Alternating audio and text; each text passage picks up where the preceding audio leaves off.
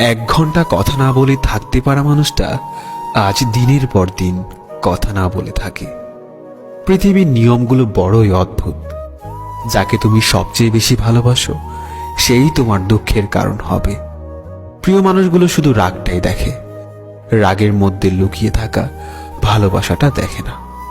মিথ্যে প্রতিশ্রুতির চেয়ে কাউকে সরাসরি ফিরিয়ে দেওয়াটাই ভালো। এক বিন্দু অশ্রু যখন চোখ দিয়ে পড়ে, সেই অশ্রুর ফোঁটা শুধু তোমার কথা বলে। মনের ভাষা বোঝো না তুমি, মুখে বলি তাই। শত আঘাতের পরেও তোমায় ভালোবেসে যায়। যে মানুষটা অল্পতেই খুশি হয়, সেই মানুষটা অল্প আঘাতেই অনেক বেশি কষ্ট পায়। কিছু কথা বলা বাকি ছিল, আর হয়তো কোনোদিন বলা হবে না। ভালোবাসলেই কি তাকে পেতে হবে? থাকুক না সে দূরে তার মতো করে।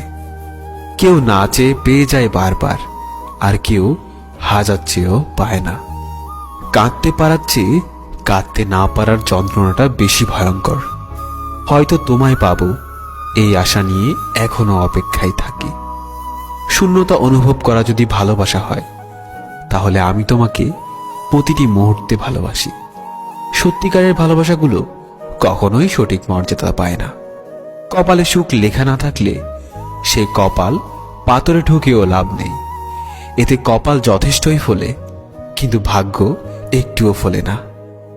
অনেকক্ষণ রাগ করে বসে থাকার পর মনে পড়ল, আমার তো রাগ ভাঙানোর মতো কেউ নেই। দুনিয়াতে সবাই তোমাকে কষ্ট দেবে। তোমাকে শুধু এমন একজনকে খুঁজে নিতে হবে যার দেয়া কষ্ট তুমি সহ্য করতে পারবে। প্রতিটা মানুষেরই কোথাও না কোথাও দুর্বলতা থাকে। আমার দুর্বলতা হচ্ছে তুমি। যেখানে নিজের মূল্য নেই, সেখান থেকে কষ্ট হলেও নিজেকে সরিয়ে নেওয়াটাই উত্তম। ভালো থাকে কিংবা খারাপ থাকি, মানিয়ে নেওয়াটা চরমভাবে শিখে গেছি আলহামদুলিল্লাহ।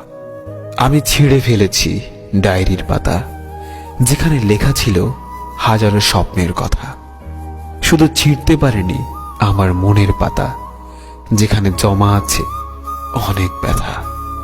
আমি সবসময় নিজেকে সুখী ভাবি, কারণ আমি কখনো কারো কাছে কিছু প্রত্যাশা করি না। কারো কাছে কিছু প্রত্যাশা করাটা সবসময় দুঃখের কারণ হয়ে দাঁড়ায়। হাসতে ভুলে যাইনি, শুধু বাস্তবতাকে বুঝতে শিখে গেছি। তোমাকে কাছে পাওয়ার থেকেও হারানোর ভয়টা বেশি, তাই নিজের থেকেও বেশি খেয়াল রাখি।